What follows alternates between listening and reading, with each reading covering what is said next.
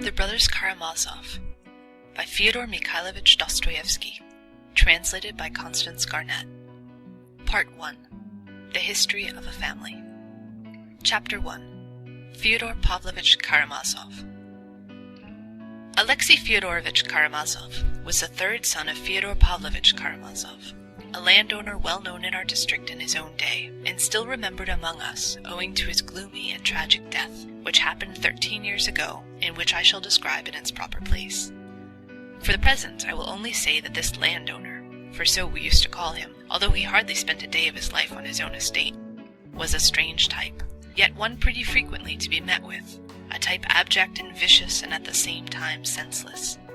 But he was one of those senseless persons who are very well capable of looking after their worldly affairs, and apparently after nothing else. Fyodor Pavlovich, for instance, began with next to nothing. His estate was of the smallest. He ran to dine at other men's tables, and fastened on them as a toady. Yet at his death it appeared that he had 100,000 rubles in hard cash. At the same time, he was all his life one of the most senseless, fantastical fellows in the whole district. I repeat, it was not stupidity. The majority of these fantastical fellows are shrewd and intelligent enough, but just senselessness, and a peculiar national form of it. He was married twice and had 3 sons, the eldest Dmitri by his first wife, and 2, Ivan and Alexey by his second. Fyodor Pavlovich's first wife, Adyalda Ivanovna, belonged to a fairly rich and distinguished noble family, also landowners in our district, the Musovs. How it came to pass that an heiress, who was also a beauty, and moreover one of those vigorous, intelligent girls so common in this generation, but sometimes also to be found in the last, could have married such a worthless, puny weakling, as we all called him, I won't attempt to explain.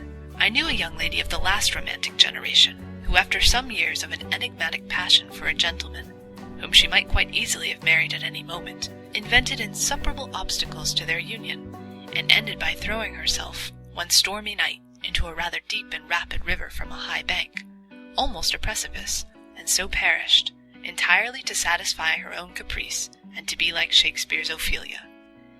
Indeed, if this precipice, a chosen and favorite spot of hers, had been less picturesque, if there had been a prosaic flat bank in its place, most likely the suicide would never have taken place.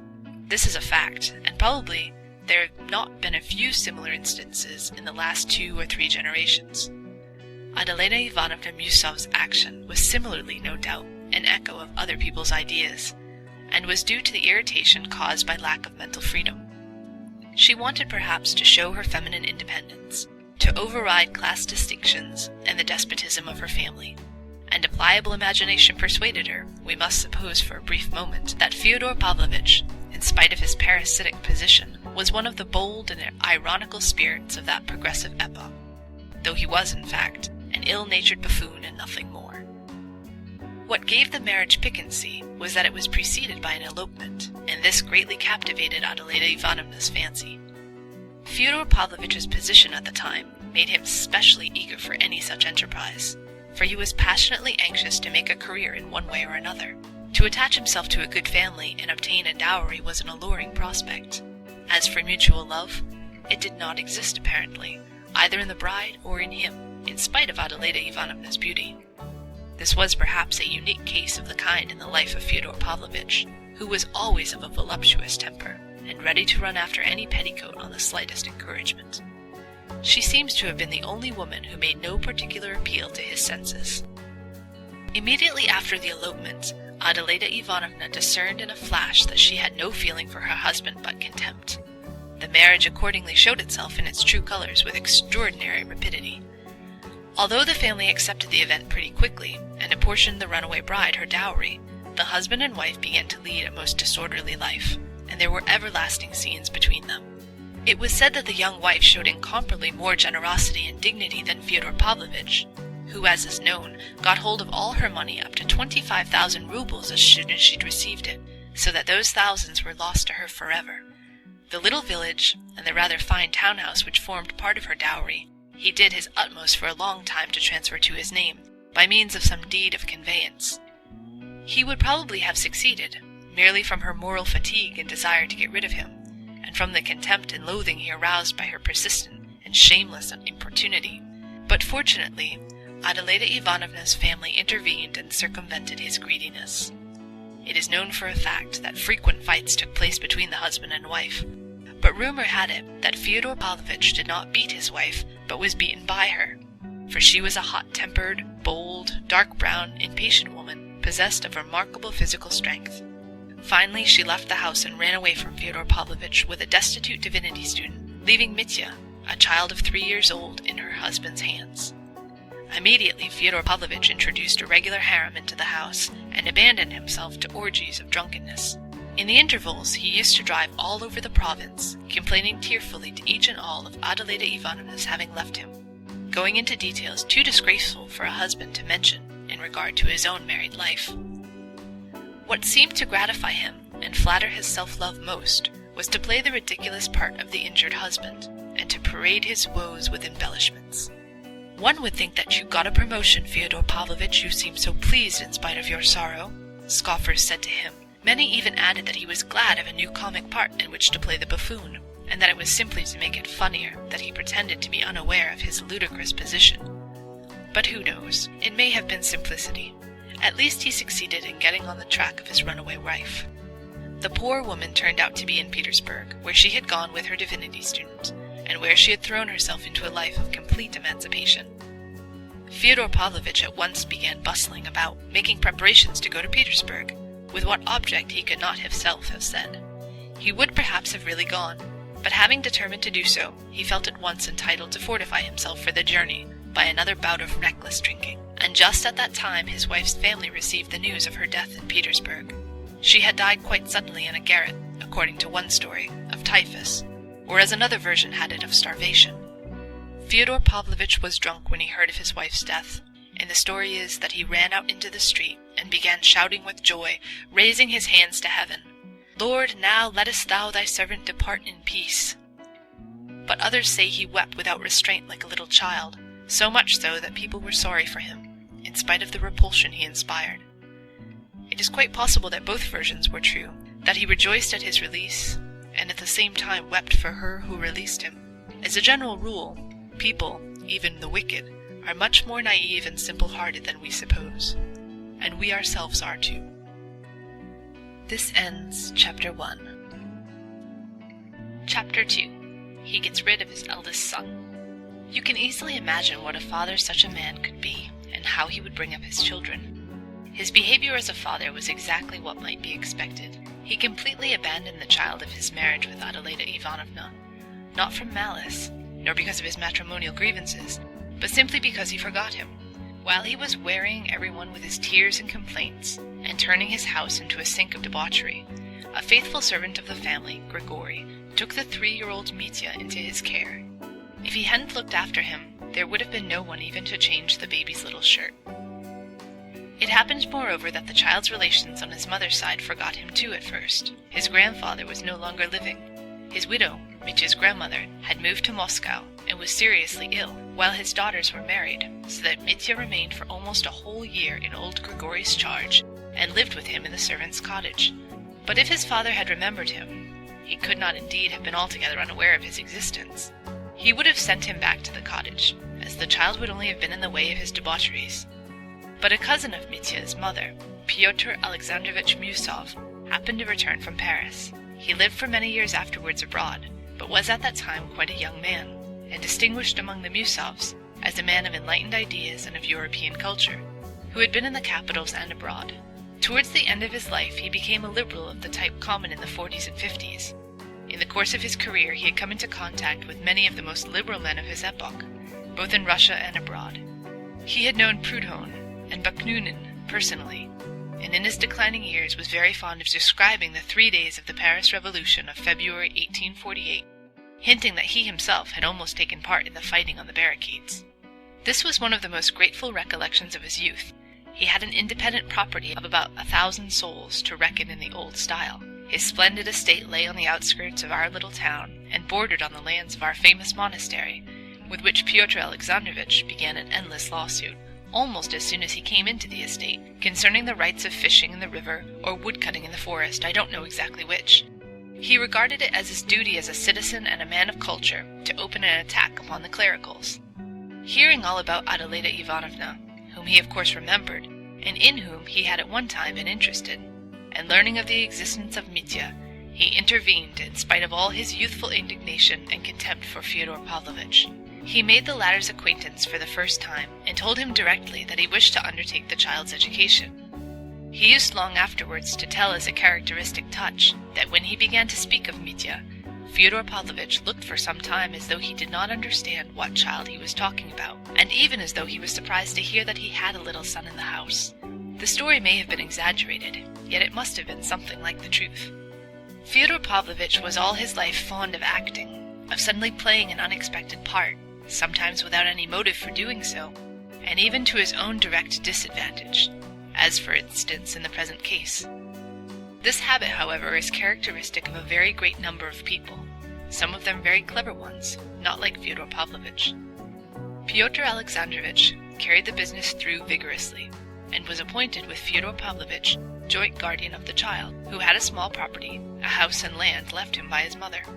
Mitya did in fact pass into this cousin's keeping, but as the latter had no family of his own, and after securing the revenues of his estates was in haste to return at once to Paris, he left the boy in charge of one of his cousins, a lady living in Moscow.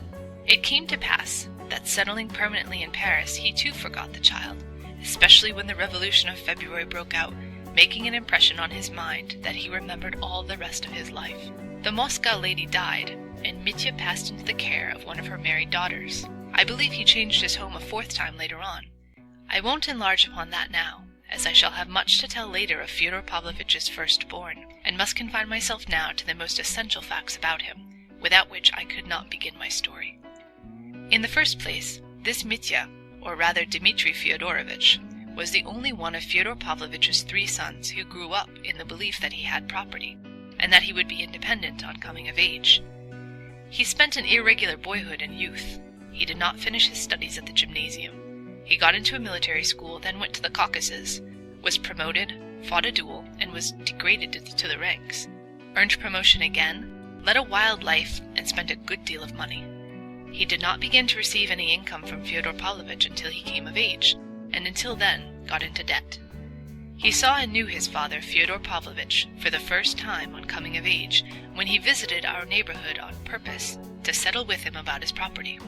He seems not to have liked his father. He did not stay long with him, and made haste to get away, having only succeeded in obtaining a sum of money, and entering into an agreement for future payments from the estate, of the revenues and value of which he was unable, a fact worthy of note, upon this occasion to get a statement from his father. Fyodor Pavlovitch remarked for the first time then, this too should be noted, that Mitya had a vague and exaggerated idea of his property.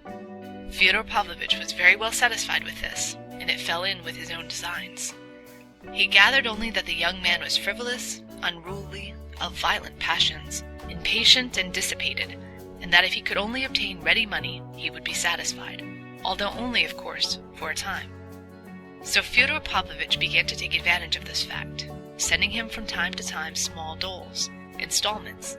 In the end, when 4 years later Mitya, losing patience, came a second time to our little town to settle up once and for all with his father, it turned out to his amazement that he had nothing, that it was difficult to get an account even, that he had received the whole value of his property in sums of money from Fyodor Pavlovitch, and was perhaps even in debt to him, that by various agreements into which he had, of his own desire, entered at various previous dates, he had no right to expect anything more, and so on, and so on. The young man was overwhelmed, suspected deceit and cheating, and was almost beside himself. And indeed this circumstance led to the catastrophe, the account of which forms the subject of my first introductory story, or rather the external side of it. But before I pass to that story, I must say a little of Fyodor Pavlovitch's other 2 sons, and of their origin. This ends Chapter 2. Chapter 3. The Second Marriage and the Second Family. Very shortly after getting his 4-year-old Mitya off his hands, Fyodor Pavlovitch married a second time. His second marriage lasted 8 years. He took this wife, Sofia Ivanovna, also a very young girl from another province, where he had gone upon some small piece of business in company with a Jew.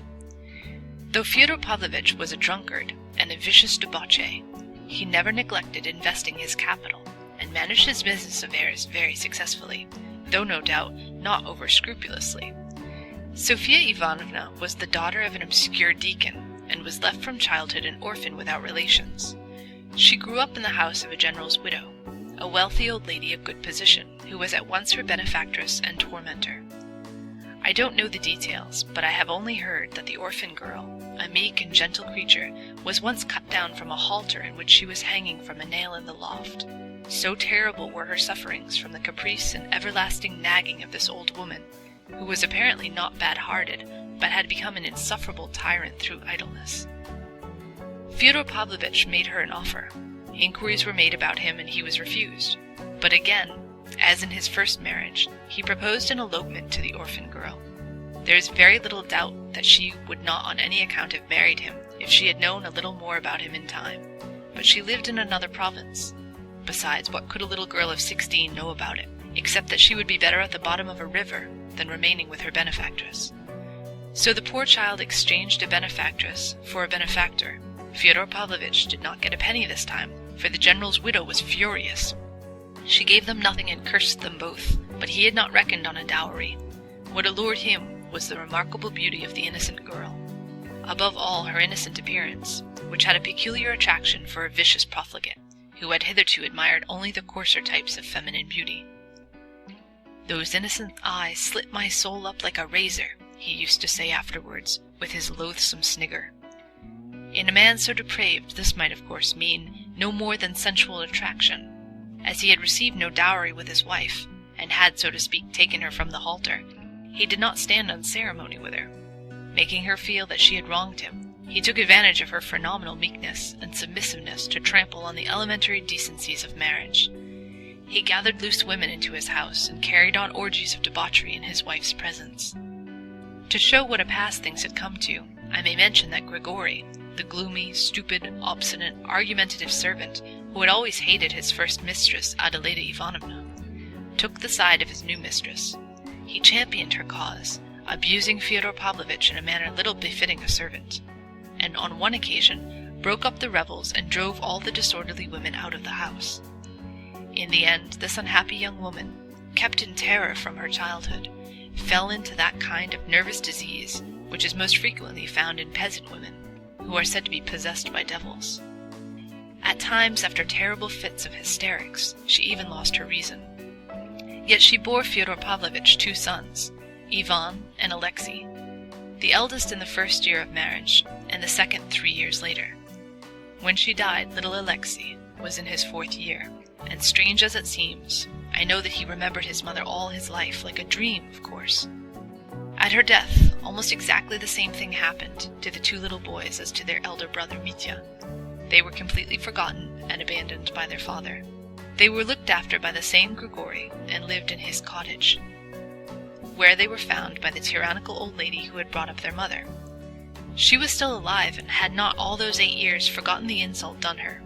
All that time she was obtaining exact information as to her Sophia's manner of life, and hearing of her illness and hideous surroundings, she declared aloud 2 or 3 times to her retainers, "It serves her right. God has punished her for her ingratitude." Exactly 3 months after Sofia Ivanovna's death, the general's widow suddenly appeared in our town, and went straight to Fyodor Pavlovitch's house.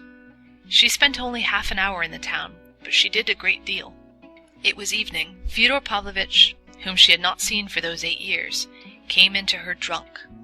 The story is that instantly upon seeing him, without any sort of explanation, she gave him 2 good resounding slaps on the face, seized him by a tuft of hair, and shook him 3 times up and down. Then, without a word, she went straight to the cottage to the 2 boys. Seeing at the first glance that they were unwashed and in dirty linen, she promptly gave Grigory too a box on the ear, and, announcing that she would carry off both the children, she wrapped them just as they were in a rug, put them in the carriage, and drove off to her own town. Grigory accepted the blow like a devoted slave without a word, and when he escorted the old lady to her carriage, he made her a low bow, and pronounced impressively that God would repay her for the orphans. "You were a blockhead all the same," the lady shouted to him as she drove away. Fyodor Pavlovitch, thinking it over, decided that it was a good thing, and did not refuse the general widow's his formal consent, and any proposition in regard to his children's education. As for the slap she had given him, he drove all over the town telling the story. It happened that the old lady died soon after this, but she left the boys in her will 1,000 rubles each, for their instruction, and so that all be spent on them exclusively, with the condition that it be so portioned out as to last till they are 21, for it is more than adequate provision for such children. If other people think fit to throw away their money, let them. I have not read the will myself, but I heard there was something queer of that sort, very whimsically expressed. The principal heir, Yefim Petrovich Polenov, the marshal of nobility of the province, turned out, however, to be an honest man. Writing to Fyodor Pavlovich, and discerning at once that he could extract nothing from him for his children's education, though the latter never directly refused, but only procrastinated, as he always did in such cases, and was indeed at times effusively sentimental, Yefim Petrovich took a personal interest in the orphans. He became especially fond of the younger, Alexey, who lived for a long while as one of his family. I beg the reader to note this from the beginning. And to Yefim Petrovich, a man of a generosity and humanity rarely to be met with, the young people were more indebted for their education and bringing up than to anyone. He kept the 2,000 rubles left to them by the general's widow intact, so that by the time they came of age their portions had been doubled by the accumulation of interest. He educated them both at his own expense, and certainly spent far more than 1,000 rubles upon each of them. I won't enter into a detailed account of their boyhood and youth, but will only mention a few of the most important events. Of the elder, Ivan, I will only say that he grew into a somewhat morose and reserved, though far from timid boy. At 10 years old he had realized that they were living not in their own home, but on other people's charity, and that their father was a man of whom it was disgraceful to speak. This boy began very early, almost in his infancy, so they say at least, to show a brilliant and unusual aptitude for learning. I don't know precisely why, but he left the family of Yefim Petrovich when he was hardly 13, entering a Moscow gymnasium and boarding with an experienced and celebrated teacher, an old friend of Yefim Petrovich. Ivan used to declare afterwards that this was all due to the ardor for good works of Yefim Petrovich, who was captivated by the idea that the boy's genius should be trained by a teacher of genius. But neither Yefim Petrovich nor this teacher was living when the young man finished at the gymnasium and entered the university. As Yefim Petrovich had made no provision for the payment of the tyrannical old lady's legacy, which had grown from 1,000 to 2, it was delayed, owing to formalities inevitable in Russia, and the young man was in great straits for the first 2 years at the university, as he was forced to keep himself all the time he was studying.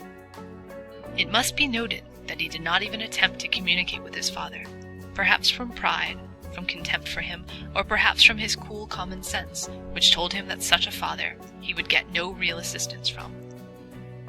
However that may have been, the young man was by no means despondent, and succeeded in getting work, at first giving sixpenny lessons, and afterwards getting paragraphs on street incidences into the newspaper under the signature of eyewitness. These paragraphs, it was said, were so interesting and piquant that they were soon taken. This alone showed the young man's practical and intellectual superiority over the masses of needy and unfortunate students of both sexes who hang about the offices of the newspapers and journals, unable to think of anything better than everlasting entreaties for copying and translations from the French.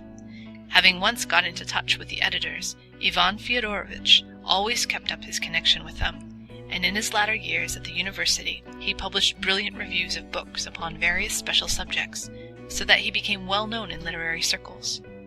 But only in his last year he suddenly succeeded in attracting the attention of a far wider circle of readers, so that a great many people noticed and remembered him.